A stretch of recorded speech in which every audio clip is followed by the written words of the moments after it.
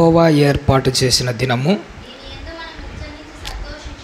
దీని యందు మనం ఉత్సహించి సంతోషించేదము. చాలా తల్లి, వీటి గురించి నేను కొన్ని నిమిషాలు మాట్లాడి నేను ఈరోజు ముగిద్దాము, వెళ్ళిపోదాము. సందర్భం ఏంటంటే, ఈ వాక్యం మనం చాలాసార్లు చదివింటాం. ప్రత్యేకంగా ఈ రెఫరెన్స్ ఎక్కడ చదువుతుంటామో తెలుసా? పెళ్లి పత్రికలలో బాగా కనపడుతుంటుంది. మొట్టమొదటి మాట ఏమని ఉంటుందంటే, ఫస్ట్ వివాహము అన్ని విషయాలలో ఘనమైనది అన్నది ఉంటుంది. దాని కిందనే మరో మాట ఉంటుంది. ఏ మాట ఉంటుంది? ఇది యెహోవా ఏర్పాటు చేసిన దినం. దీని గురించి నేను చాలాసార్లు ఆలోచన చేశాను. మనసులో ఎట్లా తయారైపోయాడంటే, ఏ మాట అవసరం వస్తుందో అది దేవుడు ఎందుకు చెప్పాడు అన్నది ఇలా సంబంధం లే. ఇది మనకు ఉపయోగపడుతుందా, దీన్ని వేసుకోవాల్సిందే ఎక్కడొకసాట, అలా వాడుకుంటుంటారు. సమయము, సందర్భము, ఎవరితో చెప్పాడు, ఎందుకు చెప్పాడు, ఆ మాట నాకు వర్తిస్తుందా లేదా ఇవన్నీ మన వాళ్ళు లెక్క చేయరు అంతే. అది నాకు ఉపయోగపడుతుందా, నాకు బిజినెస్కి ఉపయోగపడుతుందా, లేకపోతే నాకు ఇంట్లో రాసుకోవడానికి ఉపయోగపడుతుందా, ఏదో ఒక చోట ఉపయోగపడితే చాలు, దాన్ని ఎక్కడ పడితే అక్కడ వాడుతూనే ఉంటారు. కానీ ఈ సందర్భము, ఈ మాట దేని గురించి రాయబడిందో తెలుసా? ఇది యెహోవా ఏర్పాటు చేసిన దినం. నేనంటాను, పెళ్లి రోజు కోసం మాత్రమే వేసుకుంటున్నారు కదా ఈ మాట. నిజంగా పెళ్లి రోజు ఒకటేనా యెహోవా ఏర్పాటు చేసిన దినము? ఆది కాలం నుంచి ఈ రోజుకు ప్రతి దినము ఎవరు ఏర్పాటు చేసిన దినం? అది యెహోవా ఏర్పాటు చేసిన దినమే. అది మన పుట్టినరోజైనా యెహోవా ఏర్పాటు చేసిన దినమే. చివరికి అది మన సావు రోజైనా కానీ యెహోవా ఏర్పాటు చేసిన దినమే. ఆది కాలం నుండి నేటి వరకు ఎన్నో దినాలు ఏర్పాటు చేసిన దేవుడు ప్రత్యేకంగా ఒక దినాన్ని ఏర్పాటు చేశాడు. ఆ దినం ఎవరి దినం అంటే, యేసుక్రీస్తు వారు శిలువ మీద బలియాగమయ్యే ఒక మహాదినం. ప్రపంచంలో అది ఒక్కసారే జరిగింది. దానిని జ్ఞాపకం చేసుకుంటూ మన వాళ్ళు ప్రతి సంవత్సరం ఏం చేస్తూ ఉంటారు?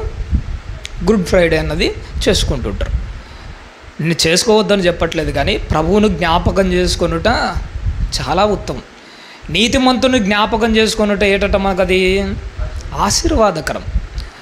పరలోకమందున్న మన ప్రభు అయిన యేసుక్రీస్తు వారి కంటే ఆ స్థాయి నీతిమంతుడి ప్రపంచ చరిత్రలో ఇంకెవడు లేడు. ఆ నీతిమంతుని ఒకరోజు జ్ఞాపకం చేసుకోవడం అన్నది చాలా విలువైనదే ప్రేమన దేవుని వాళ్ళు. ఆ రోజు అంటే యేసుక్రీస్తు వారు శిలువలో పలికిన ఆ 7 మాటలు ఉన్నాయి చూసినారా? నేను ఒక బ్రీఫ్గా ఒక్కొక్క దాని గురించి 2-3 నిమిషాలు మాట్లాడతాను మీకు అర్థం కావడం కోసం. ఎందుకంటే చాలామంది దీని గురించి నన్ను ఎక్కువగా అడుగుతున్నాడు 7 మాటల గురించి. బ్రీఫ్గా మీకు తెలిసినది కాకుండా తెలియని వాటిని మాత్రమే భావయుక్తంగా కొన్ని నిమిషాలు ఆలోచన చేద్దాం. యేసుక్రీస్తు వారు శిలువలో పలికిన మొట్టమొదటి మాట ఏటమ్మా? తండ్రి, వీరు ఏమి చేయుచున్నారో వీరు ఎరుగరు గనుక వీరిని క్షమించు. యేసుక్రీస్తు వారు పలుకుతున్న 7 మాటలలో ఏ ఒక్క మాట తన కోసం తాను ఇష్టపడి పలుకున్నది కాదు. అంటే తనకేదో మేలు చేసుకోవడానికి పలికిన మాటలు అయితే అవి కాదు. ఆయన 7 మాటలు పలకడం వెనక, ఆ 7 మాటలు వెనక ఎవరున్నారంటే, భవిష్యత్తు తరాల్లో రాబోతున్న మనమే ఉన్నాం. ఒకవేళ యేసుక్రీస్తు జీవితకాలం అంతా చెప్పిన మాటలు నువ్వు వినకపోయినా కానీ, ఆ 7 మాటలు ఒక్కటే మన శ్రద్ధ నిలబెట్టి వాక్యం విన్నా కానీ మన బ్రతుకులు ఏమవుతాయో తెలుసా? మారిపోతాయి. ఈ మధ్య సంఘాలలో ఈ 7 మాటల గురించి ఎట్టయిపోయిందో తెలుసా? ఆచారం మాదిరి అయిపోయింది. వచ్చిన వాళ్ళు 12 గంటలకు మొదలు పెడతారు, 3 గంటలకు అయిపోయేస్తాడు. కష్టమైనా కానీ విశ్వాసులు ఏమనుకుంటారు? సచ్చినట్టు కూర్చొని వినాల్సిందే 3 గంటలు. సచ్చినట్టు కూర్చొని వినాల్సిందే. పాస్టర్ గారు 3 గంటలకల్లా అయిపు చేయాల్సిందే. పాస్టర్ గారు ఇలా వాక్యం చెప్తుంటే ఒకడు వెనకలు ఒకడు కూర్చొని ఆలోచన చేస్తుంటాడు. 3 గంటలు బెల్లు కొట్టేసరికి ఏం క్లోజ్ చేయాలంటే, ఒకడు డోర్ క్లోజ్ చేసి చర్చినాడికి క్లోజ్ చేయాలని ఒకడు, ఇంకొకడు 3 గంటల తర్వాత అయిపోగానే వెంటనే ఏదో పండ్లో ఫలాలు తెచ్చింటాడు, పెట్టే తింటే పోదామని ఇంకొకడు ఆలోచన చేస్తూ ఉంటాడు. సమయాన్ని చూసుకునేవాడు ఒకడు, ఇన్ని పాటలలో నాకు ఒక పాట కూడా ఇవ్వలేదని ఆలోచన చేసేవాడు ఇంకొకడు. వీళ్ళందరూ ఆచారంగా ఏదో మూకుమ్మడిగా ఏదో మొక్కుబడిగా చేద్దామన్నట్టు చేస్తూ ఉన్నాడు. కానీ ప్రభు ఎందుకు పలికాడు ఈ మాటలని మనసు పెట్టి ధ్యానించేవాడు ఎవడు లేడు. యేసుక్రీస్తు వారు ఆ వారు పలికిన మాట, తండ్రి వీరేమి చేయుచున్నారో వీరు ఎరుగరు గనక వీరిని క్షమించు. క్షమాగుణం గురించి మీరు ఆల్రెడీ వినింటారు కాబట్టి నేను దాని గురించి ఏం ప్రస్తావన చేయను. యేసుక్రీస్తు వారు పలికిన అదే మాటను ఏ రోజైనా కానీ మనస్ఫూర్తిగా మన జీవిత కాలంలో ఒక్కసారైనా ఇప్పటి వరకు పలికామా? గుండెల మీద చేసుకొని మనం మనస్ఫూర్తిగానే ఆలోచన చేసుకుందాం. యేసుక్రీస్తు వారు తనను చంపే వాళ్ళను, తనను హింసిస్తున్న వాళ్ళను క్షమించాడు కదా. మన జీవిత కాలంలో గడిచిన కాలం అంతా ఒకసారి ఆలోచన చేసుకోండి. ఎవడో ఒకడు గొడవకు వచ్చింటాడు మన ఇంటి మీదకి, లేదంటే ఎవడో కొట్లాటలకు వచ్చింటాడు, లేదంటే ఎవడో ఒకడు మన వీటిలో బూతులు మాట్లాడుతుంటాడు.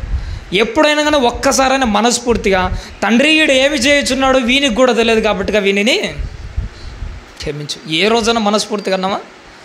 ఒకవేళ పొరపాటున మనసులో అనుకుంటే పొరపాటుగా సరిపోతుందేమో, కానీ ఒకవేళ వాడు నిజంగా గొడవకు వచ్చినప్పుడు, ఒకవేళ మన వాళ్ళే ఉంటారు క్రైస్తవులే, గొడవకు వచ్చింటాడు, వచ్చిన వాడిని చూసి మీరు సూటిగా తండ్రి వీడు ఏం మాట్లాడుతున్నాడో వీడు ఎరుగరు కనుక వీడికి క్షమించు అని అందరి ముందర అన్నారనుకో మీరు పొరపాటున, వాడి పరిస్థితి ఎట్టుంటుందో తెలుసా? ఇంకా వాని కోపము డబల్ అవుతుంది. అంటే నాకు తెలియదా, నేను ఏం చేస్తానో నాకు తెలియదా, నేను ఇనలేదనుకున్నావా 7 మాటల్లో 1 మాట, ఇంతమంది ముందర నన్ను అంటా వాడి కోపం ఏమవుతుంది తెలుసా? డబల్ అవుతుంది, రెట్టింపు అవుతుంది. నిజంగా ఒక మాట చెప్పబట్టారండి, వీడు ఏమి చేయుచున్నారో వీరు ఎరుగరు కనుక వీడిని క్షమించని నువ్వు అనాలి, కానీ ఎక్కడ అనాలో తెలుసా? అందరి ముందర కాదు అనాల్సింది. వాడు తిడతా ఉన్నా కానీ, వాడు ఏం చేస్తున్నా కానీ ఇంట్లోకి వెళ్ళి మోకలేసి నిజంగా ప్రభువా వీడేం చేస్తున్నాడో వీడికి తెలియట్లే, వీడికి ఏం మాట్లాడుతున్నాడో వీనికి అర్థం కావట్లే, అపవాది వాళ్ళ మనోనేత్రాన్ని గుడ్డితనం కలగజేసింది, దయచేసి వీన్ని క్షమించు. మనస్ఫూర్తిగానే ప్రార్థన చేయాలి. యేసుక్రీస్తు వారు క్షమించినట్టే మనస్ఫూర్తిగా మనం కూడా ఏం చేయాలి? క్షమించాలి. ఈ మధ్య నేను క్రైస్తవులో ఒక విచిత్రమైన మెంటాలిటీ గమనించాను. ఏంటో తెలుసా? క్షమాపణ అన్నది కూడా సంపూర్ణంగా క్షమించట్లే. నేను దీని గురించి ఆలోచన చేసినప్పుడు ఇది క్రైస్తవం ఈడికే వచ్చి ఆగిపోయింది అనిపించింది నాకు. ఈ మధ్య కొంతమంది ఒక సేవకుడు వాక్యం చెబుతుండగా విన్నాను, చాలామంది మనసులో ఉన్నది కూడా ఇదే. ఏంటో తెలుసా? పగ తీర్చుకొనుట ఎవరి పనటమ్మా? దేవుడు నా పని అన్నాడు. ఇప్పుడు మన వాళ్ళు దీన్ని ఎలా అప్లై చేసుకుంటున్నారో తెలుసా? ఎవడో ఒకడు మనల్ని ఒక మాట అనింటాడు, ఎవరైనా మనల్ని ఒక మాట అంటేసరికి మనం ఏమనుకుంటాము? మోకాలేసి ప్రార్థన చేస్తాం, ప్రభువా వీడు ఏమి చేయుచున్నారో వీరు ఎరుగను కనుక వీరిని ప్రార్థన అంతటో చేస్తాం. అంతటితో అయిపోయేసి ఆమెను అనేవాళ్ళు చాలామంది తక్కువట, కంటిన్యూ చేస్తుంటాడట. ప్రభువా నేనైతే వీడిని క్షమించాను, కానీ పగ తీర్చుకున్నట్టు ఎవరు పని? నీ పని. నేను వదిలేస్తాను, నెక్స్ట్ రంగంలోకి దిగాల్సింది ఎవరు? నువ్వే. ఇంకా వాడు మరుసటి రోజు బతకకూడదు. ఆ క్షమాపణ ఏంటంటే సంపూర్ణంగా లేదు మన వాళ్ళు. నిజంగానే గమనించాను. పగ తీర్చుకున్నట్టు నీ పని కదా ప్రభువా, నా కన్నుగుట్టు నన్ను ముట్టిన వాడిని నా కన్నుగుట్టు ముట్టిన వాడితో నువ్వు సమానంగా ఎంచుకుంటావు కదా, ఈడు బతకడానికి ఈయనకి అర్హతే లేదు, నేను క్షమించి వదిలేస్తున్నా, ఈ మట్టి నాకు అంటుకోకుండా ఇప్పటికి వదిలేస్తున్నా, వీడి కథ ఏందో నువ్వు చూసుకో ప్రభువా. సంపూర్ణంగా క్షమించినట్టు ఇది. ఈ క్షమాపణ ఎవరిదో తెలుసా? దావీదు గారు లాంటి క్షమాపణ ఇది. దావీదు గారి విషయంలో షిమి అన్నవాడు ఏం చేస్తాడో తెలుసా? ద్రోహం చేస్తాడు. ద్రోహం చేసిన తర్వాత ఆ టైంలో దావీదు ఏం చేస్తాడో తెలుసా? వాడిని క్షమిస్తాడు. సరేలే పైన ఆ దేవుడు నిన్ను చూసుకుంటాడు లేరా, వదిలేస్తామని. అంతటితో దావీదు గారు ఆ టైంలో షిమిని ఏం చేస్తాడు? వదిలేస్తాడు. యోవాబు అన్న సైన్యాధిపతి కూడా ఉంటాడు, ఈడు ద్రోహం చేసి ఉంటాడు దావీదు గారికి. ఆ టైంలో చనిపోకముందు దావీదు గారు కూడా యోవాబుని ఏం చేసి ఉంటాడు? క్షమించింటాడు. ఈ క్షమాపణ సంపూర్ణంగా దావీదు జీవితంలో ఎంతవరకు ఉన్నదో తెలుసా? ఆయన చచ్చిపోయేటప్పుడు కొడుకును పిలిచాడు. ముసలోడు పాపం దావీదు గారు చచ్చిపోతున్నాడు. చచ్చిపోయేటప్పుడు సంపూర్ణంగా క్షమించి చచ్చిపోయి ఉంటే పర్లేదు. ఇప్పుడు తన కొడుకైన సొలొమోను పిలుచుకొని ఏం చెప్తున్నాడో తెలుసా? నాయనా సొలొమోను, షిమి అన్నవాడు నాకు చేసిన ద్రోహం గురించి నీకు తెలుసు కదా, వాడిని నేను ఆ రోజు క్షమించినట్టే ఉన్నాను, కానీ అది ఎక్కడో నన్ను ఇంకా గుచ్చుతానే ఉంది. నేను అంటాను, నా ఆశ ఒకటి ఉంది. ఏంటి అంటే వాడు ముసలోడయ్యేంతవరకు బతకడానికి నీకేం లేదు, అర్హత లేదు, వాడిని చంపే ఇండైరెక్ట్గా. దావీదు గారి క్షమాపణ ఎంతవరకు వచ్చి ఆగిపోయిందంటే దావీదు క్షమాపణ సంపూర్ణంగా లేదు అక్కడ. ఒక షిమీ పట్ల కానీ యోవాబు పట్ల కానీ దావీదు క్షమాపణ సంపూర్ణంగా లే. క్రైస్తవుల క్షమాపణ కూడా ఈడికే వచ్చి ఆగిపోయింది. కొంతవరకే మనం క్షమిస్తున్నాం, కానీ ఏదో ఒక టైంలో వాడు ఎదుడు పడినప్పుడు కానీ ఏదో టైంలో వాడి గురించిన మాట మనసులోకి రాగానే మళ్ళా వాడు చేసిన ద్రోహాన్ని మళ్ళీ ఏం చేస్తుంటామో తెలుసా? బలవంతంగా మళ్ళీ బయటికి తీసుకొని వచ్చి ఉంటాము. బయటకు వచ్చిన తర్వాత ఒకటి అనుకుంటాము, ప్రభువా నేనైతే ఆ రోజు క్షమించాను, కానీ వాని మీద పగ తీర్చుకోవాల్సిన పని ఎవరిది? నీదే. సంపూర్ణంగా క్షమాపణ లేదు. చూసినారా? దావీదు క్షమాపణ సంపూర్ణంగా లేదు, కానీ సిలువలో యేసుక్రీస్తు వారి క్షమాపణ ఎలాంటిదో తెలుసా? సంపూర్ణమైనది. దావీదు చచ్చిపోయేటప్పుడు కూడా వాడి తాట తీయమని చెప్పే చచ్చిపోయాడు, కానీ యేసుక్రీస్తు వారు సిలువలో క్షమించిన తర్వాత నేను అంటాను 3వ దినాన తిరిగి లేచాడా లేదమ్మా? యేసుక్రీస్తు వారు చనిపోక ముందు కంటే తిరిగి లేచిన తర్వాత ఆయన పవర్స్ ఎక్కువ వచ్చాయి, శక్తి సామర్థ్యాలు ఎక్కువే వచ్చాయి, ఆయన అధికారాలు ఎక్కువే వచ్చాయి. అంటే చనిపోకముందు క్షమించిన ఆయన శక్తి సామర్థ్యాలు ఎక్కువ వచ్చిన తర్వాత ఎవడెవడరా నాకు శిల వేసి ఇంత దుర్మార్గంగా చేసింది, రారా కొడగలరాని ఒక్కొక్కడి పెట్టి ఒక్కొక్కడి టార్చర్ చేసేవని చంపాడా? పోనీ పొరపాటున మన ఒకసారి శిష్యులందరూ ఒక రూమ్లో కూర్చుంటే గోడలోంచి వచ్చినాడు చూసినారా? యేసుక్రీస్తు వారు సిలువ వేసిన వాడు రాత్రిపూట పనుకున్న సైన్యాధిపతులు కానీ ప్రధాన యాజకులు కానీ నిద్రపోయేటప్పుడు రాత్రిపూట ఒకసారి గోడలోంచి వచ్చి ఏరా కొడగా నన్నే సిలువ వేసి చంపుతారా అని ఒక్క మాట అనింటే ఆడు ఏం తిట్టాల్సిన అవసరంలే, ఏం చేయాల్సిన గుండెపోటు వచ్చి వాడు రాత్రికే చచ్చిపోతాడు. ఇవన్నీ చేశాడా? ఏం చేయలేదు. చూసినా ఏం పట్టించుకోలే. అంటే దాని అర్థం ఏంటో తెలుసా? యేసుక్రీస్తు వారు సిలువలో క్షమించినప్పటి నుంచి ఆ క్రియను ఏం చేశాడంటే చంపేశాడు. ఇక వాడి జీవితంలో వాళ్ళ గురించిన ఆలోచన కానీ వాళ్ళ మీద పగ తీర్చుకోవాలని కానీ అలాంటి ఏమి ఆలోచన పెట్టుకోలే. ఏం చేశాడంటే సంపూర్ణంగా ఏం చేసినాడు? దానిని సమాప్తం చేశాడు. దేనినంటే క్షమాపణ అనేసరికి అంతటితో అయిపోయింది. మళ్ళీ దాన్ని రీట్రైవ్ చేసుకొని కూడా చేసుకోలే. క్రైస్తవ జీవితంలో దావీదు గారు లాంటి క్షమాపణ నుంచి యేసుక్రీస్తు వారి మాదిరి సంపూర్ణమైనగా క్షమించి ఇడిచిపెట్టేట్టుగా ఉండాలి. నేను ఓపెన్గా ఒక మాట చెప్తాను చూడండి. క్షమాపణ, ఒక వ్యక్తి నీ పట్ల ద్రోహం చేస్తే నువ్వు అతనికి క్షమాపణ ఎట్టుండాలో తెలుసా?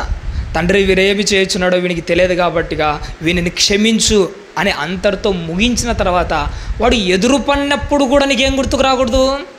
ఆడు చేసిన ద్రోహం గుర్తుకు రాకూడదు. ఆడి గురించిన మాట మనసులోకి వచ్చినా కానీ వాడు చేసిన తప్పుడు పని నీకు గుర్తుకే రాకూడదు. అది అంతటితోనే ఏమైపోవాలో తెలుసా? నీ జీవితంలో సమాధి చేయబడాలి. ఏ సమాధి చేయబడాలి? క్షమించిన తర్వాత వాడు చేసిన దోహ కార్యక్రమము సమాధి చేయబడబడాలి. ఇంకొక మాట చెప్పాలంటే తప్పు చేసిన వాడికి మాత్రమే గుర్తుకు రావాలి, కానీ క్షమించిన నీకు మాత్రం వాడు చేసిన తప్పుడు పని ఎప్పటికీ గుర్తుకు రాకూడదు. యేసుక్రీస్తు వారు క్షమించినట్టు సంపూర్ణంగా మనం ఏం చేయాలి? క్షమించాలి.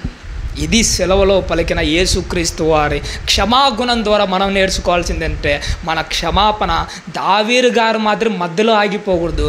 యేసుక్రీస్తు వారి మాదిరి సంపూర్ణమైపోయి మరొకసారి అది గుర్తుకు రాకుండా చేయాలి. ఇలాంటి క్షమాగుణం క్రైస్తవులమైన మనము సంపాదించుకోవాలి. 2వ మాట ఏమంటున్నాడమ్మా? నేడు నువ్వు నాతో కూడా పరదైసులో ఉందువు. ఇది ఎవరితో చెబుతున్న మాట? యేసుక్రీస్తు వారు సిలువలో దొంగతో చెబుతున్న మాట. నేను ఇక్కడ గురించి ఒకసారి ఆలోచన చేశాను, మీకు తెలిసిన దాని గురించి మాట్లాడు. అంటే ఆయన పరదేశకు పోయాడన్న దాని గురించి మాట్లాడాను. ఆఖరి క్షణంలో అతనికి అవకాశం ఉంది, నీకు అవకాశం లేదన్న దాని గురించి కూడా మాట్లాడాను. ఆయన మీకు తెలిసినట్టు కాబట్టిగా అది కాకుండా ఒక విషయాన్ని గురించి నేను ప్రస్తావన చేస్తాను. చాలాసార్లు సిలువలో చనిపోయిన పరిశుద్ధుడైన, అంటే మరణించిన తర్వాత పరిశుద్ధుడైన ఆ సిలువలో దొంగ ఉన్నాడు చూసినాడా? ఆయన పేరు రాయబడలేదు కాబట్టిగా ఉచ్చారణ కోసం దొంగ అన్నా పర్లేదు. ఎందుకంటే మన ఉచ్చారణ కోసం ఆయన పేరు రాయబడలేదు కాబట్టి సిలువలో దొంగ అన్నా పర్లేదు. కానీ నిజంగా చెప్పమంటారండి, యేసుక్రీస్తు వారితో మనస్ఫూర్తిగా ఆ మాట పలికిన తర్వాత నుంచి అతడు దొంగ కాదు. అతడు ఎవడో తెలుసా? పరిశుద్ధుడు. పరదేశులు అడుగుపెట్టి పరలోక రాజ్యాన్ని సాధించిన మహోన్నతమైన పరిశుద్ధుడు ఎవరో తెలుసా? సిలువలో దొంగగా పిలువబడిన ఆ పరిశుద్ధుడు. ఈరోజు క్రైస్తవులు 7 మాటలు చెప్పుకుంటున్న ప్రతిసారి ఆయన నిందిస్తూ దొంగ దొంగ దొంగ అని అంటుంటారు కదా. నిజంగా నేను చెప్పమంటారండి, 7 మాటలు పలికేటప్పుడు ఆయన దొంగ దొంగ అంటున్న వాళ్ళు అసలు దొంగలు ఎవరో తెలుసా? దేవుని పేరు చెప్పుకొని నటిస్తూ బ్రతుకుతున్న వాళ్ళమే అసలైన దొంగలు. సంపూర్ణంగా మారినోని పట్టుకొని దొంగ అంటాము. సగం బ్రతుకుతున్న మనల్ని మాత్రం ఏమని చెప్పుకుంటున్నాము? మేము పరిశుద్ధులము, మేము క్రైస్తవులమని చెప్పుకొని తిరుగుతుంటాం. అసలు దొంగ ఎవరంటే దేవుని పనిని పక్కన పెట్టి తప్పించుకొని తిరుగుతున్న మనము దొంగలమే తప్ప, దేవుని పనిని పక్కన పెట్టి దేవునికి చేయాల్సిన కార్యక్రమాలను పక్కన పెట్టి దేవుని మందిరానికి ఏ కార్యక్రమాలు సక్రమంగా చేయము. పైగా మనం ఏం చేస్తాము? మనం ఏంటంటే దేవుని సక్రమంగా సమయాన్ని ఇవ్వము, టయానికి చర్చిలకు రాము, టయానికి సక్రమంగా ఏ పనులు చేయము, ఏ ఒక్కటి సక్రమంగా చేయము. అసలు దొంగలం ఎవరో తెలుసా? నిజంగా ఒప్పుకోవాలంటే మనమే అసలు దొంగలం. మనము దొంగలమై పెట్టుకొని పాపం పరిశుద్ధుని పట్టుకొని ఏమంటుంటాము? దొంగ దొంగ దొంగ అని మాట్లాడుతుంటాం. చూస్తారు, దొంగ ఆయన కాదండి, నిజంగా మనము దొంగలం, అసలు దొంగలం. మన క్యారెక్టర్ను మనం మార్చుకోవాలి. నిజంగా ఆయన మారి చచ్చిపోయాడు, కానీ మనం ఇప్పుడు మారి చచ్చిపోతున్నామా? లేదు. నిజంగా చెప్పాలంటే ఆయన కన్నా ఆఖరి టైంలో ఒక అవకాశం అన్న వచ్చింది. నేను అంటాను, నీకు అవకాశం ఉండదో కూడా తెలియదు. అలాంటి ఆఖరి టైం వరకు మనం వెయిట్ చేయకూడదు. అందుకోసం సెలవులో దొంగతో ప్రభువు చెప్తున్న మాట, నేడు నువ్వు నాతో కూడా పరదేశులో ఉండు. ఈ మాటను బట్టి సూటిగా నేను మిమ్మల్ని ఒక మాట అంటాను, ఇక్కడున్న వాళ్ళని అడుగుతున్నాను. యేసుక్రీస్తు వారు సెలవులో దొంగను చూసి నేడు నువ్వు నాతో కూడా పరదేశులో ఉండు అన్నాడు కదా. నేను నిన్ను అంటున్న ఒక సూటి ప్రశ్న ఏంటో తెలుసా?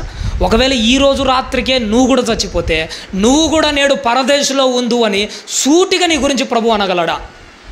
చూసారా, ఆ రోజు సిలువలో దొంగను బట్టి అంత నమ్మకంగా అన్నాడు కదా. ఇంతే నమ్మకంతో ఈరోజు రాత్రికే నువ్వు చచ్చిపోయినా కానీ ఈరోజు రాత్రికే నువ్వు పరదేశంలో ఉండు అని సూటిగా నిన్ను గురించి అనే విధంగానే మన క్యారెక్టర్లు ఉన్నాయా?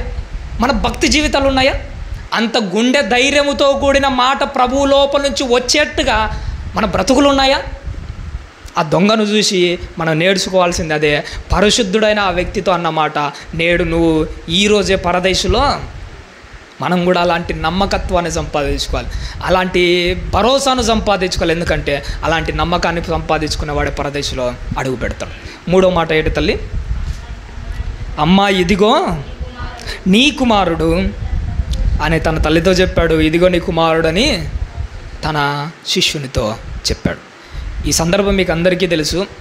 యేసుక్రీస్తు వారి తల్లి ఒంటరిది అయిపోయి ఇచ్చింది, మీకు అందరికీ తెలుసు. కుటుంబంలో జరిగిన ఆ తతంగం అంతా కూడా మీకు చాలాసార్లు మీరు వినింటాడు.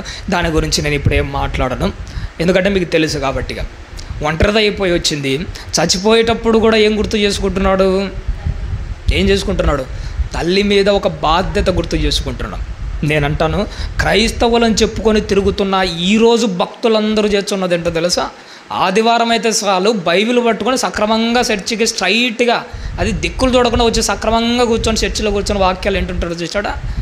ఏమో పరిశుద్ధుడైనట్టు క్రైస్తవునట్టు చక్కగా వచ్చి చర్చిలో కూర్చొని వాక్యాలు ఏంటుంటారు. కానీ నిజంగా చెప్పాలంటే కన్న తల్లికి ప్రేమపూర్వకంగా మాట్లాడి పట్టాడు అన్నం కూడా వీడు పెట్టడు. నిజంగా నేను గమనించాను. ఇలా క్రైస్తవులని చెప్పుకుంటున్న ఈ భక్తి పరులని చెప్పుకుంటున్న కొడుకుల యొక్క పరిస్థితి ఏంటో తెలుసా? ప్రేమగా ముసలోళ్ళు అయిన తర్వాత తల్లితో ఒక మాట మాట్లాడలేకున్నారు. చాలామంది ఏమనుకుంటారంటే తల్లికి సాయంత్రం అయితే పట్టాడు అన్నము 2 ట్యాబ్లెట్ పడొచ్చే మేలు అనుకుంటారు. నిజంగా చెప్పమంటారండి, తల్లి ఏ రోజు పట్టాడు అన్నం కోసం కొడుకు వైపు ఎప్పుడూ చూడదు. తన కొడుకు ప్రేమతో ఒక మాట మాట్లాడితే చాలనుకుంటుందే తప్ప ఏదో నువ్వు పడేసే ఒక ప్లేట్ భోజనం కోసం నీ తల్లి ఎప్పటికీ చూడదు. ప్రేమన దేవుని వాళ్ళు భక్తిపర్రము, మేము క్రీస్తును ఫాలో అవుతున్నామని చెప్పుకుంటున్న మనము యేసుక్రీస్తు చచ్చిపోయేటప్పుడుగా తల్లి బాధ్యతను గుర్తు చేసుకుంటున్నాడు. మన ఓడు బతికి ఉన్నా కానీ తల్లిని ఏం చేస్తుంటాడో తెలుసా? ఇంట్లో ఏదో అసహ్యమైన పనులు చేస్తానే బయట పాకేసి ఎండకు వానకు తడుచుకుంటూ ఆ పాకలో పడేసి ఉంటాడు. ఈడు మళ్ళీ ఎవడు? క్రైస్తవుడు. ఈడు మహా అంటే బైబిల్ పట్టుకొని వచ్చాడు. ప్రభు బల్లాలు పంచే వాళ్ళు ఇటులే, అంతకాకుండా మోకాలేసి ప్రార్థన చేసేవాళ్ళు వీళ్ళే. మైకి ఇస్తే కళ్ళ నుండి జారవాడే కన్నీళ్ళు ఇంకా ఇల్లు చేసే ప్రార్థనలు చాలా ఎక్కువగా ఉంటుంది. చూసినారా? ప్రభు చెప్పిన పని చేయకుండా ఇలాంటి వంకర ప్రార్థనలు ఎంత చేసే ఏముంది చెప్పండి. మన ప్రభు మనకు నేర్పిస్తున్న ఒక విలువైన పాఠం ఏంటో తెలుసా? విలువైన పాఠము, ముదిమి యందు నీ తల్లిని నిర్లక్ష్యము చేయకూడదు. యేసుక్రీస్తు సెలవులో ఉండగా ప్రభువుకు గుర్తుకొచ్చిన మాట ఏంటో తెలుసా? సామెతల గ్రంథంలో ఉన్న మాట, నా తల్లి ముసలిదైపోయింది పాపం, నేనైతే చనిపోబోతున్నాను, చనిపోయిన తర్వాత ముసలిదైన నా తల్లిని చూసుకోవడానికి బాధ్యత కలిగిన వాడు. అంటే ఏంటి? నా మాదిరే చూసుకునే నమ్మకమైన కుమారుని సంపాదించి పెట్టాలి మా అమ్మ కోసం. బ్రతికినంతకాలం మా అమ్మకు నేను ఏమి చేయకపోయి ఉండొచ్చేమో, బ్రతికినంతకాలం నా అమ్మకు ఏమన్నా నేను సాధించలేకపోయి ఉండొచ్చేమో, చచ్చిపోయిన తర్వాత నా అంత ప్రేమగా చూసుకునే ఒక భరోసాను ఒక నమ్మకాన్ని నా తల్లికి నేను కల్పించాలని చెప్పేసి చచ్చిపోయేటప్పుడు తన తల్లి యొక్క బాధ్యతను గుర్తు చేసుకున్నాడు. ఈరోజు క్రైస్తవులమైన మనతో దేవుడు చెప్తున్న మాట ఏంటంటే, నువ్వు కూడా చచ్చిపోయేటప్పుడు కాదు నీ బాధ్యతను గుర్తు చేసుకోవాల్సింది, బతికి ఉండగానే ఏం చేయాలి? నీ బాధ్యతను గుర్తు చేసుకొని నీ తల్లి పట్ల బాధ్యతగా ఉండు. ఇంకా 4వ మాట ఏమంటున్నాడు తల్లి? ఏలి ఏలి లామా సబాక్తాని, నా దేవా నా దేవా నన్నెందుకు చెయ్యి విడిచితివి. చాలా తల్లి, చాలాసార్లు మీరు విన్నదే, నా దేవా నా దేవా నన్నెందుకు చెయ్యి విడిచితివి. అంటే యేసుక్రీస్తు వారికి ఒక వాగ్దానం ఉంటుంది, ప్రవచనం మీకు అందరికీ తెలిసినదే. కీర్తనల గ్రంథం ఉంటుంది, మరణ వరకు నేను నీ చెయ్యి, చివరి వరకు నీ చెయ్యి పట్టుకొనే ఉంటాను, నీ చెయ్యి పట్టుకొనే ఉంటాను అనేసరికి లాస్ట్లోకి వచ్చేసరికి ఏం చేశాడట? తండ్రి అయిన దేవుడు యేసుక్రీస్తు వారి యొక్క చెయ్యి విడిచిపెట్టాడు. విడిచిపెట్టగానే ఇప్పుడు యేసుక్రీస్తు వారు ఏమంటున్నాడంటే, నా దేవా నా దేవా నన్నెందుకు చెయ్యి విడిచితే. మీకు తెలిసినది కాకుండా నేను ఒక విషయం చెప్తాను, జాగ్రత్తగా విన్నాడు. ఎప్పుడైతే తండ్రి అయిన దేవుడు యేసుక్రీస్తు వారి చెయ్యి విడిచిపెట్టాడో, యేసుక్రీస్తు వారి చెయ్యి విడిచిన కొన్ని నిమిషాలకే యేసుక్రీస్తు వారు ఏం విడిచిపెట్టాడో తెలుసా? తన ప్రాణాన్ని విడిచిపెట్టాడు. తండ్రి అయిన దేవుడు యేసుక్రీస్తు వారి చెయ్యి విడిచిపెట్టిన కొన్ని నిమిషాలకే, తండ్రి నువ్వు లేని ఈ జీవితము ఇంతటితో నేను బ్రతకలేనని చెప్పేసి తండ్రి చెయ్యి విడిచిపెట్టగానే కొన్ని నిమిషాలకే యేసుక్రీస్తు వారు తన ప్రాణాన్ని ఏం చేశాడు? విడిచిపెట్టాడు కదా. సూటిగా నేను నిన్నే ఒక మాట అంటున్నాను, ఒకానొక టైంలో సాంసోను గారి మాత్రం ఎన్నోసార్లు మనం తప్పు చేసే దేవుడు మన చెయ్యి కూడా చాలాసార్లు ఏం చేసి ఉంటాడో తెలుసా? విడిచిపెట్టాడు. యేసుక్రీస్తు తప్పు చేసినందుకు చెయ్యి విడిచిపెట్టలే, నువ్వు తప్పు చేసినప్పుడు నీ చెయ్యి విడిచిపెట్టింటే యేసుక్రీస్తు దేవుడు చెయ్యి విడిచిపెట్టగానే తన ప్రాణాన్ని విడిచిపెట్టాడు కదా. మరి యేసుక్రీస్తు వారిని విడిచిపెట్టినట్టు తప్పు చేసిన ప్రతిసారి దేవుడు నీ చెయ్యి విడిచిపెట్టింటాడు కదా చాలాసార్లు. మరి యేసుక్రీస్తు వారు లాంటి గొప్ప ఫీలింగ్ ఎప్పుడన్నా మనలో కలిగిందా? ఆ రోజు యేసుక్రీస్తు వారి చెయ్యి విడిచిపెట్టగానే యేసుక్రీస్తు వారు తన ప్రాణాన్ని విడిచిపెట్టాడు కదా. ఈరోజు దేవుడు నా చెయ్యి విడిచిపెడితే నేను బ్రతికి ఉండగానే ఎలాంటి ఉన్నో తెలుసా? చచ్చిన శవంతో లెక్క. నాలో ప్రాణమున్నా జీవమున్నా కానీ నేను చచ్చిన శవం లెక్కని ఏ రోజైనా మనం అంత ఇంటర్నల్గా అంత ఎమోషనల్గా ఆయనతో బాండింగ్లో ఫీలింగ్ అయ్యామా? లేదు. చూసినారా? తండ్రి విడిచిపెడితే యేసుక్రీస్తు ప్రాణం విడిచిపెట్టాడు. తండ్రి విడిచిపెట్టినా కానీ నువ్వేం విడిచిపెట్టలేకుండా, ఇంకా నీ పాపాన్ని విడిచిపెట్టుకోలేకుండా, చూసావా? నీ పాడు పనులు విడిచిపెట్టుకోలేకుండా, నీ పూర్వ క్రియలు విడిచిపెట్టుకోలేకుండా దేవుడితో ఆ ఎడబాటు నువ్వేం చేస్తున్నావు అంటే ఆనందంగా భరిస్తున్నావు, కానీ కుమిలిపోయి నీలో ఉన్న పాప జీవితాన్ని విడిచిపెట్టుకోవాలని ఎప్పటికీ అనుకోవట్లేదు ప్రేమన దేవుని వల్ల. అందుకే దేవుడు ఏమంటున్నాడు అంటే యేసుక్రీస్తు వారితో ఒక మాట చెప్పాడు. నాయన, చాలాసార్లు మీకు అందరికీ తెలిసిన మాటనే. ఏమంటారో తెలుసా? చాలామంది చెప్పే మాటనే. యేసుక్రీస్తు వారి చెయ్యి ఎందుకు విడిచిపెట్టాడట? మంచి మాటనే చెప్పాడు. ఏ మాట చెప్పాడు? ఆ రోజు యేసుక్రీస్తు వారి చెయ్యి విడిచిపెట్టి పాపులమైన మన చెయ్యి పట్టుకున్నాడు. నేను కూడా ఒక విషయం చెప్తాను, మీరు అందరూ జాగ్రత్తగా వినాలని. ఆ రోజు తండ్రి యేసుక్రీస్తు వారు చెయ్యి విడిచిపెట్టేప్పుడు వాళ్ళిద్దరి మధ్య ఒక ఒడంబడిక జరిగిందండి. తండ్రి యేసుక్రీస్తు వారిని విడిచిపెట్టేటప్పుడు తండ్రి కొడుకుల మధ్య ఒక విధమైన ఒడంబడిక జరిగింది. ఏ ఒడంబడిక జరిగిందంటే ఆత్మీయంగా వాక్యంలో వీరు రాసుకున్న ఆ మాటను ఏం చేశారో తెలుసా? ఆ రోజు నెరవేర్చాడు. ఏ మాటను నెరవేర్చాడు? వివాహం గురించి మాట్లాడుతూ దేవుడు ఏమంటాడంటే, భార్యను పెళ్లి చేసుకున్న తర్వాత తల్లిదండ్రులను విడిచి ఎవరిని హత్తుకోవాలి? భార్యను హత్తుకోవాలి. అంటే భార్యను ఎప్పుడైతే హత్తుకుంటాడో ఎవరిని విడిచిపెట్టాల్సిందే? తల్లిదండ్రులను విడిచిపెట్టాల్సిందే. ఇది ఎంత మనసులో పెట్టుకొని నేను చెప్పే ఒక మాట మీరు జాగ్రత్తగా వినాలి. ఏంటంటే, తండ్రి ఆ రోజు కొడుకుని ఎందుకు విడిచిపెట్టాడో తెలుసా? తండ్రి కొడుకుని యేసుక్రీస్తు అని విడిచిపెడుతూ యేసుక్రీస్తు వారితో ఒక మాట అన్నాడు, అయ్యా నీకంటూ భూమి మీద నేను ఒక భార్యను సిద్ధపరిచాడు. అదేంటి? సంఘం. ఆ సంఘం ప్రస్తుతానికి ఎలా ఉందంటే కల్మషంగా ఉంది. ఆ సంఘం ఎలా ఉన్నదంటే పాపంతో ఉంది. ఒకవేళ నీకు విరక్తి కలిగి ఇష్టం లేక ఒకవేళ ఆ సంఘాన్ని విడిచిపెడతావేమో. నేను చెబుతున్నాను, నువ్వు నీ భార్యను హత్తుకోవాలంటే ఈరోజు నేను నీ చెయ్యి విడిచిపెట్టాలి. నేను నీ చెయ్యి ఎందుకు విడిచిపెడుతున్నానంటే, విడిచిపెట్టిన ఇదే చేత్తో బలంగా నువ్వు ఏ చెయ్యి పట్టుకోవాలంటే నీ భార్య అయిన సంఘము యొక్క చెయ్యి పట్టుకో. ఎందుకంటే ఒక్కోసారి దాని కల్మషం చూసినప్పుడు నీకు విరక్తి కలుగుతుంది. ఒక్కోసారి ఆ పాప పనులు సంఘం యొక్క ఆ పనికి మాలిన పనులు చూసినప్పుడు నీకు విడిచిపెట్టాలనిపిస్తుంది. అలా విడిచిపెట్టాలని నీకు అనిపించినప్పుడు విడిచిపెట్టకు నాయన. ఎందుకంటే అదే నీ భార్య కల్మషమైనదైనా ఎలాంటిదైనా కడుక్కుంటావో, కల్మషాన్ని రెడీ చేసుకుంటావో, ఏం చేసుకుంటావో నాకు తెలియదు, కానీ మొత్తానికి నీ భార్యను నువ్వు ఎప్పటికీ విడిచిపెట్టాకు. నేను నీతో చేస్తున్న ఒడంబడిక ఏంటంటే, ఇంత ఇష్టమైన నిన్నే నేను ఎందుకు విడిచిపెడతానా అంటే, నీకు ఇష్టమైన నీ భార్యని చెయ్యి నువ్వు పట్టుకో. నువ్వు పట్టుకోవడం కోసం నేను ఈరోజు నీ చెయ్యిని ఒక తండ్రిగా నేను విడిచిపెడతాను, నీ భార్యను హత్తుకుని సంతోషంగా జీవితాంతం బతికేనైనా. ఇది తండ్రి కుమారుల మధ్య ఆ రోజు జరిగిన ఒడంబడిక. నిజంగా ఆ రోజు యేసుక్రీస్తు వారు, నిజంగా తండ్రి ఒక్కడే యేసుక్రీస్తు వారు చెయ్యి ఇడిచిపెట్టాడు అని మనం అనుకుంటాం. అక్కడ జరిగిన ఒక అద్భుతమైన విషయం ఏంటో తెలుసా? తండ్రి ఇడిచిపెట్టినా కానీ యేసుక్రీస్తు వారు ఇంకా గట్టిగా పట్టుకోవచ్చు. కానీ నేను అంటాను, తండ్రి ఒక్కడే కాదు ఇడిచిపెట్టింది, యేసుక్రీస్తు వారు కూడా ఎవరి చెయ్యి ఇడిచిపెట్టాడు? తండ్రి చెయ్యి ఇడిచిపెట్టాడు. ఆ రోజు తండ్రి చెయ్యి ఇడిచిపెట్టి తండ్రి మాటకు లోబడి కల్మషులము, పనికిమాలను, వ్యర్థ జనాంగము, దుర్మార్గులము, అసహ్యమైన బ్రతుకుతున్న మనందరి చెయ్యి పట్టుకొని ఆ రోజు యేసుక్రీస్తు శిలువలో అన్న మాట ఏంటంటే, నా తండ్రిని మీకోసమే ఇడిచిపెడుతున్నానని తన భార్యని ఆ రోజు హత్తుకొని తన ప్రాణాన్ని ఇడిచిపెట్టాడు. అది శిలువలో యేసుక్రీస్తు వారు పలికిన 4వ మాట. 5వ మాట ఏమంటున్నాడు తల్లి? నేను దప్పిక గొనుచున్నాను. చాలాసార్లు మీకు అందరికీ తెలిసే, చాలామంది చెబుతూ ఉంటారు, మీకు అందరికీ తెలిసినదే. దప్పిక అనగానే ఏ దప్పిక? ఆత్మల దాహము అని అంటారు. చాలాసార్లు నేను ఒక మాట చెప్తాను, ఆత్మల దాహం ఒకటే కదండి, మనకి ఏ దాహం ఉండాలో తెలుసా? దేవునికి సంబంధించిన ప్రతి దాహము ఎవరిలో ఉండాలి? మనలో ఉండాలి. ఒకడు ఏమని మాట్లాడుతుంటాడంటే, వీడికి డబ్బు దాహం తీరలేదండి అంటాడు. అయితే ఏం చేస్తాడు? ఎప్పుడైనా విజయ్ కుమార్ హాల్ దగ్గరికి ఒకసారి వెళ్ళి చూడండి. పొద్దున్నే హాల్ దగ్గర నిలబడుకొని దారిని పోయే అటు పోయేవాడు ఇటు పోయేవాడితో ఆ పని కోసం నిలబడుకున్నవాడు ఎలా బతిమాలుకుంటాడో తెలుసా? అయ్యా మీ ఇంట్లో ఏమైనా పని ఉందా? అవసరమైతే పొద్దున్న 7 నుంచి సాయంత్రం 7 వరకు నువ్వు ఏ పని చెప్పినా చేస్తా బతిమాలుకుంటుంటాడు. అయ్యా అయ్యా నా కోసం పని ఇవ్వయ్యని బతిమాలుకొని పని సంపాదించుకుంటాడు. ఒకవేళ నీ ఇంట్లో అసహ్యమైన పనే ఉన్నా కానీ, నీ పెరటి తోటలో దరిద్రమైన పని ఉన్నా కానీ, అయినా కానీ నాకేమి ఇవ్వాలి? నువ్వు పని ఇవ్వయని అడుక్కొని దాహంతో పనిని సంపాదించుకుంటాడు. నేను ఓపెన్గా మీతో ఒక మాట అంటున్నాను, అడుక్కుంటూ పని సంపాదించుకున్నాడు కదా. ఎప్పుడైనా కానీ అయ్యా నాకు దేవుని మందిరంలో కానీ దేవుని పనిలో నాకంటూ ఒక చిన్న పని అయినా ఇవ్వండి అని అడుక్కొని దేవుని పని ఒక్కరోజున సంపాదించుకున్నాము మనం. అడుక్కొని ఆ రోడ్డు మీద వాళ్ళని చూస్తుంటే సిగ్గు అనిపించుంటుంది అంటే, నిజంగా నాకు అనిపించుంటుంది. అడుక్కొని లోక సంబంధమైన పని సంపాదించుకుంటున్నాడు. ఒక యజమానుని దగ్గరికి వెళ్ళి మీ ఇంట్లో ఏ పని ఉన్నా చేస్తాను అడుక్కొని సంపాదించుకుంటున్నాడు. దేవుని పని కూడా మనం అడుక్కొని సంపాదించుకునే ఈ దాహం ఏమన్నా ఉందా?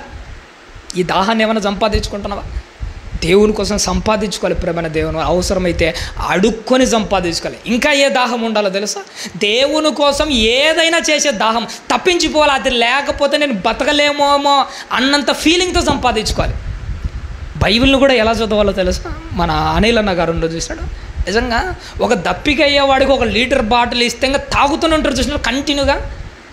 అలాంటి దాహమే నువ్వు బైబిల్ చదవడంలో కూడా ఏముండాలి? దాహం దాహం దాహం. బైబిల్ విడిచిపెట్టకుండా చదువుతూనే ఉండాలంటే, ధ్యానిస్తూనే ఉండాలి. కానీ ఈ మధ్య క్రైస్తవుల్లో నేను గమనించిన ఒక చిన్న పొరపాటు అనుకుంటాను నేనంటే, ఒక పొరపాటుగా ఏంటో తెలుసా? ప్రతి జనవరి 1 అందరూ వాగ్దానాలు తీసుకుంటారు కదా. ప్రతి క్రైస్తవులలో 180% మంది ప్రార్థన చేసేది ఏం చేస్తారో తెలుసా? ఈ రోజు నుంచి జనవరి 1 నుంచి డిసెంబర్ 31 లోపు బైబిల్ అంతా ఏం చేయాలనుకుంటారట? కంప్లీట్ చేసేయాలి. ఎన్నోసార్లు అనుకుని ఉంటారు. ఆదికాండం మొదలు పెట్టాలి, ప్రకటన గ్రంథం అయిపోయేలోపు ఏం చేయాలి? కంప్లీట్ చేయాలి. ఎన్నోసార్లు వాగ్దానం చేసిస్తాం. దేవుడు మనకిచ్చే వాగ్దానం కాదు, ఇది దేవునికి మనం ఇచ్చే వాగ్దానం. ఈ వాగ్దానం ఎంతవరకు నిలబెట్టుకుంటామో తెలుసా? ఆదికాండం వరకు నిలబెట్టుకుంటాం, నిర్గమకాండం వరకు నిలబెట్టుకుంటాం అంతే. సంఖ్యాకాండం వచ్చిందంటే చాలా సంఖ్యలు ఆ లెక్కలు వచ్చేసరికి ఏం చేస్తాము? దేవుడు మనకిచ్చిన వాగ్దానం పక్కన పెట్టి దేవుడికి మనం ఇచ్చిన వాగ్దాన్ని కాలగర్భంలో కలిపేస్తాం. ఇంతటితో మాకు సంబంధం లేదు.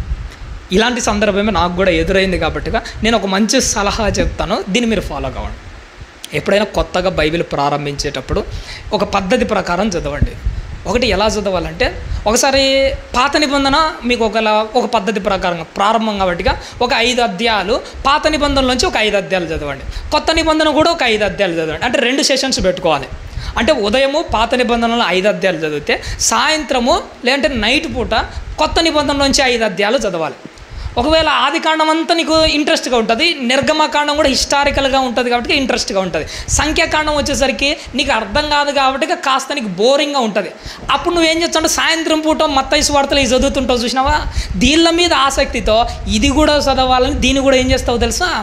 కంప్లీట్ చేస్తాం. అందుకోసమే బైబిల్ చదివేటప్పుడు ఎప్పుడైనా కానీ ఒకటేసారి కంటిన్యూగా చదవకూడదు. ఒక 5 అధ్యాయాలు ఈ పక్క ఫిక్స్ కావాలి, ఒక 5 అధ్యాయాలు మత్తయి సువార్త నుంచి ఫిక్స్ అయ్యి రెండింటిని కొనసాగించాను కూడా అస్సలు ఆగకుండా కంటిన్యూగా చదువుతుంది.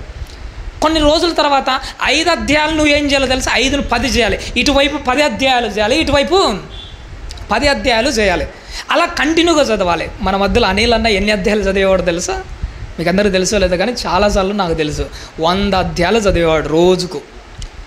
అదేంటి, ఒక దాహం, ఒక యుద్ధం మాత్రం చేసేవాడు. నిజంగా ఆ రోజుల్లో తలుసుకున్నప్పుడు చాలా ఆనందం అనిపించింది. 100 అధ్యాయాలు చదవడం అంటే మాటలా చెప్పండి, ఎట్లా చదివాడు? 10 రోజులకు ఒకసారి బైబిల్ అయిపోయేదట, 10 రోజులకు ఒకసారి టైప్ చేసేవాడట. నేనంటాను బైబిల్ చదవడంలో ఏ స్థాయికి ఎదగాలో తెలుసా? 5 అధ్యాయాలు చదువుతున్నావా, 5 10 కావాలి, 10 20 కావాలి, 20 50 కావాలి, 50 100 కావాలి, 100 తర్వాత నేను చెప్పబోయే 1 కూడా కావాలి.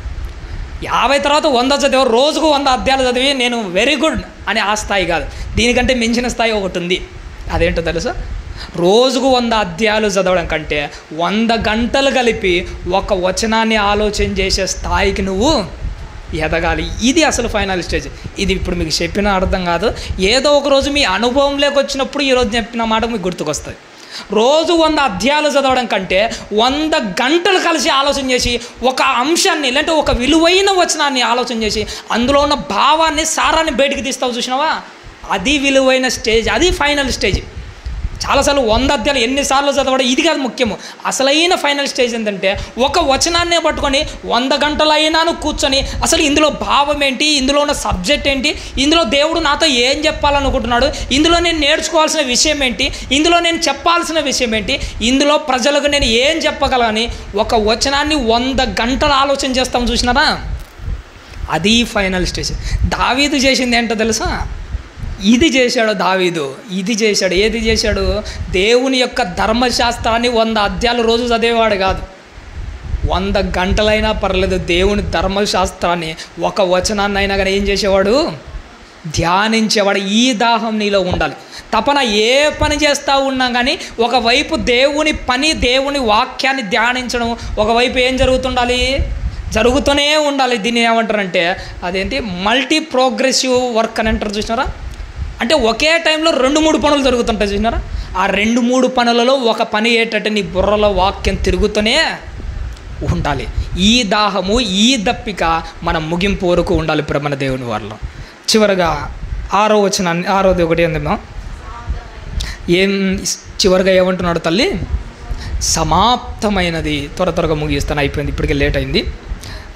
సమాప్తమైనది అంటున్నాడు చూసినాడా? సమాప్తం. 6వమైనది ఏంటిది? సమాప్తమైనది. ఏం సమాప్తమైనది? మనకందరికీ తెలిసిదే, దేవుడు యేసుక్రీస్తు వారికి అప్పచెప్పిన పని సమాప్తమైనది. ఇప్పుడు నేను ఒక మాట చెప్తాను, మీరు జాగ్రత్తగా ఆలోచన. ఇదేదో ఒక లింకింగ్ పాయింట్ మాదిరి ఉంటుంది. దేవుడు ప్రారంభంలో, ఆది కాండంలో ఆరంభంలో పని ప్రారంభించాడు. ఎన్నో రోజున ముగించాడు? 6వ రోజున ముగించాడు. 6వ రోజున ముగించేటప్పుడు 6వ దినమున సంపూర్ణంగా ఏం చేశాడు? సమాప్తమైనది అని పలికేస్తాడు. తండ్రి అయిన దేవుడు 6వ దినమున ఎలా అయితే పనిని సంపూర్ణం చేశాడో, యేసుక్రీస్తు వారు కూడా సిలువలో 6వ మాటగానే ఏమంటున్నాడు? నా తండ్రి 6వ దినాన ఎలా అయితే పని సంపూర్ణంగా చేశాడో, నేను 6వ మాటగా చెబుతున్నాను, నా పనిని కూడా సమాప్తము చేశాను అంటున్నాడు. ఇప్పుడు నేను నీతో ఇదే మాట మాట్లాడుతున్నాను. ఏంటంటే దేవుడు మనకు అనుగ్రహించిన సుమారు 60 ఏళ్ళ జీవిత కాలంలో నువ్వు కూడా ఏం చేయాలి? నీ పనిని కూడా సమాప్తం చేయాలి. 6వ దినాన దేవుడు తన పనిని సమాప్తం చేశాడు. 6వ మాటగా యేసుక్రీస్తు వారు తన పనిని సమాప్తం చేశాడు. 60 ఏళ్ళ జీవిత కాలంలో నువ్వు కూడా నీ బ్రతుకు కాలంలో దేవుడు నీ మీద పెట్టిన పనిని నువ్వు కూడా ఏం చేయాలి? సమాప్తం చేయాలి. ఆ సమాప్తం చేసే పనిలో చివరిగా ముగించే టైంలో ఆ పులి స్టాప్, దేవుని పనికి పులి స్టాప్ ఎట్టబడాలని తెలుసా? అది నీ చావుతో పులి స్టాప్ పడాలి. అర్థమవుతుంది? ఇది యేసుక్రీస్తు వారికి సిలువలో మరణించేటప్పుడు పని సమాప్తం చేశాడు. పని సమాప్తం అవ్వడంలో చివరి పని ఏంటో తెలుసా? ఆయన మరణంతో పులి స్టాప్ పెట్టాడు. దేవునిలో నువ్వు కూడా పని ముగించేటప్పుడు అన్ని కామాలే ఉంటాయి. అంటే ఏంటి, స్వార్థ సభలు నిర్వహించడం కానీ, ఎగ్జామ్లు కండక్ట్ చేయడం కానీ, ఇవన్నీ ఏం జరుగుతుంటాయి, అది కంటిన్యూస్గా జరుగుతుంటాయి. ముగింపు పులి స్టాప్ ఎప్పుడు పడుతుంది తెలుసా? దేవుడు నీకు పెట్టిన బాధ్యత, దేవుడు నీ మీద పెట్టిన ఆ పని ఎప్పుడు కంప్లీట్ అవుతుందంటే చావుతో ఒక పులి స్టాప్ అలా పొడిచి నీ పనిని ముగించాలి. ఒకవేళ నువ్వు పని ముగించలేదనుకో, ఈ మధ్య క్రైస్తవులు ఎట్లా తయారైపోయినారో తెలుసా? చాలా దారుణం అండి నిజంగా చెప్పాలి. దేవుడు మన మీద ఎన్నో కలలు కానీ, కష్టాలు, ఎన్నో ఆలోచనలు కానీ పని మీద బాధ్యతగా మనల్ని పంపించాడు. ఈ మధ్య మనలో ఏంటంటే దేవుడు మన మీద పెట్టిన పని ఎక్కువగా ఉంది, మనం చేసే పని ఎలా ఉంటుందో తెలుసా? చాలా అంటే చాలా తక్కువగా ఉంది నిజంగా చెప్పాలంటే. నేను అనిల్ అన్న ప్రతిరోజు సేవకి వెళ్ళేటప్పుడు, ప్రతిరోజు సాయంత్రం అందరూ ఏమనుకుంటారో తెలుసా, ప్రతిరోజు మీరు సేవ చేస్తారు చాలా గొప్పదని, ఇంత గొప్పగా ఎవరు చేస్తారు అంటుంటారు. నిజంగా మాకు ఆ ఫీలింగ్ లేదు తెలుసా. ప్రతిరోజు మేము సేవ చేస్తున్నాం కానీ మాలో ఒక నెగిటివ్ ఫీలింగ్ ఏంటో తెలుసా? సాయంత్రం మహా అంటే మేము 6 నుంచి 9 గంటలు మాత్రమే దేవుని పని చేస్తున్నాం. సంపూర్ణంగా మేము ఏం చేయలేకపోతున్నాము, సంపూర్ణంగా దేవుని పని చేయలేదని ఈ రోజుకు బాధపడుతున్నాం. చూసారా? నిజంగా నేను అంటాను, ఆ పనితో పోల్చుకుంటే, దేవుడు మనం పెట్టిన బాధ్యతతో పోల్చుకుంటే మనం చేసేది చాలా అంటే చాలా తక్కువగా ఉందండి. నిజంగా చెప్తాను, చాలా తక్కువ చేస్తున్నాము. చాలా తక్కువ చేసి చచ్చిపోయి తండ్రి సింహాసనం ముందర, లేదంటే యేసుక్రీస్తు వారి సింహాసనం ముందర, ఆయన ముందర నిలబెడితే ఎట్టుంటుందో తెలుసా మన పరిస్థితి? సంపూర్ణంగా పని ముగించిన వాడు గుండె ధైర్యంతో రొమ్ము ఈడ్చుకొని ధైర్యంగా యేసుక్రీస్తు వారి కళ్ళల్లో చూడగలడు. అదే సగం పని, తక్కువ పని చేసిన వాడు మాత్రం ఆ రోజు తీర్పు రోజున యేసుక్రీస్తు వారి కళ్ళ ముందర నిలబడి తప్పు చేశాను, లేదంటే తక్కువ పని చేశానని సిగ్గుతో మనం ఏం చేస్తామో తెలుసా? తలదించుకునే పరిస్థితి వస్తుంది ప్రేమ దేవుని వారు. ఆ రోజు తండ్రి కుడిపార్శ్వమున యేసుక్రీస్తు వారి యొద్దను తల ధైర్యంగా ఎత్తుకోవాలంటే తక్కువ పని చేస్తే తల దించుకునే ఉంటావు. అదే నీ శాతనైన కాడికి నీ శక్తి లోపం లేకుండా నడుము కట్టుకొని పదంపా చేద్దామని ధైర్యంగా నిలబడి ప్రతి పని చేస్తుంటావు చూసినావా? అప్పుడు నువ్వు ధైర్యంగా రొమ్ము ఈడ్చుకొని యేసుక్రీస్తు వారి కళ్ళల్లో చూడగలవు. ఎప్పుడో తెలుసా? సంపూర్ణంగా చేసినప్పుడు, సంపూర్ణంగా నెరవేర్చినప్పుడు. సగం పనులు, తక్కువ పనులు చేసామంటే మనం ఆ రోజు సిగ్గుతో తలదించుకుంటాం. అలా రోజు మన జీవితంలో రాకూడదు.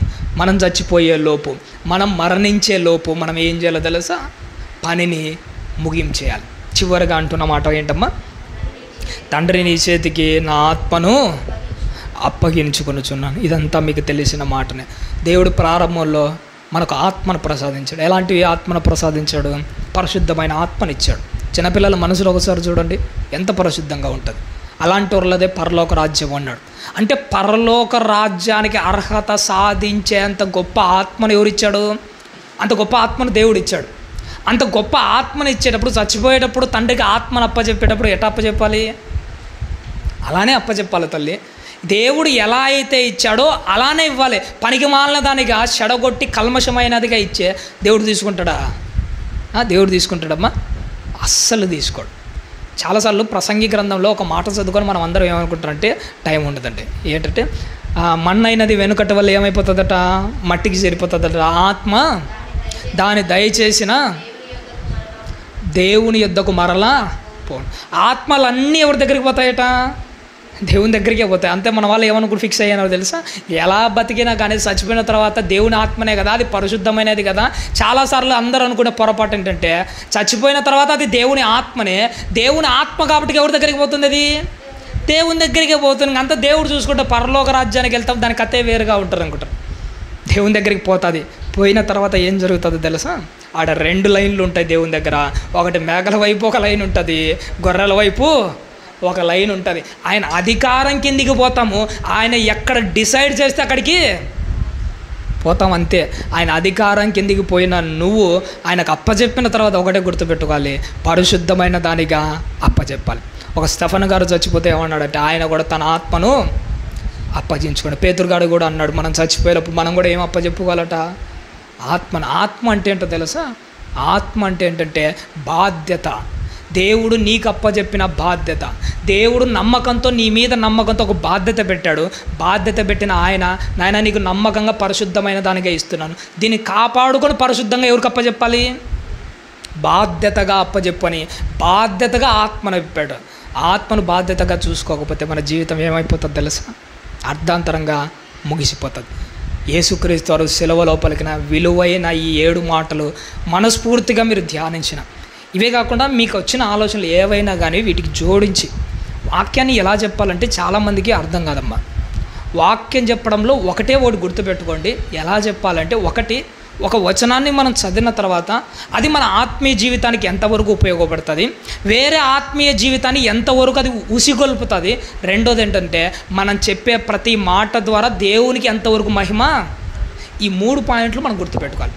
ఒక వచనం చదివిన తర్వాత దేవునికి ఎంతవరకు మహిమ తెస్తున్నాము, ఆ వచనం ద్వారా ఎదుటి వ్యక్తిని ఎంతవరకు దేవుని కోసం ప్రేరేపిస్తున్నాము, ఆ వచనం ద్వారానే నువ్వు ఎలా మోటివేట్ చేసుకుంటున్నావని ఈ 3 పాయింట్లు ముందర పెట్టుకొని వాక్యాన్ని ఆలోచన చేసినప్పుడే మనం గొప్పగా వాక్యాన్ని ప్రకటించగలము. ఇది ఒక్కటి మీరు ఎప్పటికీ మరచిపోకండి. ఇది మనసులో పెట్టుకొని యేసుక్రీస్తు వారు సిలువలో పలికిన ఆ 7 మాటలు, ఈ 7 మాటలు విన్నాగానే సంపూర్ణంగా మారుతామమ్మా. నిజంగా చెప్పాలంటే ఈ 7 మాటలు, యేసుక్రీస్తు వారు చనిపోయాడు, మన బ్రహ్మయ్య గారు చెప్పినట్టే మరణించి ఏమైపోయాడు, తిరిగి లేచాడు. ఆ సమాధి దగ్గరికి అందరూ పోతూ ఉంటే అప్పుడు ఏమన్నాడు, ఆయన ఇక్కడ లేడు. ఆ సమాధిని ఏం చేశాడట, ఆయన ఖాళీ చేశాడు. యేసుక్రీస్తు వారు ఆ సమాధిని ఖాళీ చేసి బయటకు వచ్చాడు. బయటకు వచ్చిన ఆయన ఒకటే అంటున్నాడు, నాయన నాకు సమాధిలో ఏం లేదు, ఇప్పుడు చోటు లేదు, పోనీ నీ హృదయంలో అన్న చోటు ఉందా? సమాధిలో చోటు లేక బయటకు వచ్చిన ఆయన నీ హృదయంలో చోటు కోసం తిరుగుతున్నాడు. కానీ మన వాళ్ళు ఎట్లా తయారైపోయినాడు, పండగ క్రైస్తవులు అయిపోయాడు. కొత్త బట్టలు వేసుకోవడం మనకు పండగ ఏమో, కానీ దేవునికి ఏది పండగ తెలుసా? నువ్వు మారడమే దేవునికి పండగ. వండుకొని తినడం నీకు పండగ అయితే, నీ బ్రతుకును చక్కదిద్దుకోవడమే ఆయనకు పండగ. ఆ రోజు యేసుక్రీస్తు వారు సిలువలో మరణించాడు, మరణించి 3వ దినాన తిరిగి లేచాడు. నువ్వు కూడా బాప్తిజం ద్వారా నీళ్ళలో అలా పాతి పెట్టి చచ్చిపోయి నీ పాత జీవితాన్ని సమాధి చేసి నీళ్ళలోంచి తిరిగి లేచి ఒక నూతన పునరుద్ధానాన్ని పొందుకుంటావు. చూసినావా? ఇది కదా అసలైన పండగ అంటే. వండుకొని తినడము, కొత్త బట్టలు వేసుకోవడము, జల్సాలుగా తిరగడము, రంగులు చల్లుకోవడం నీకు పండగ అయితే, నువ్వు మారి బాప్తిజం తీసుకొని దేవుని కోసం నిలబడమే పరలోకం అసలు పండగ. ఆ పండగను మనము సాధించుకోవాలి ప్రేమ దేవుని వల్ల. అలా మీరు నేను మనమందరం ఉండాలని ఆశపడుతున్నాను. ఈరోజు ఆలస్యమైంది, క్షమించండి. ఓపికతో విన్నందుకు మీకు అందరికీ వందనాలు తెలియజేస్తూ ఈ నా మాటలు ముగిస్తున్నాను.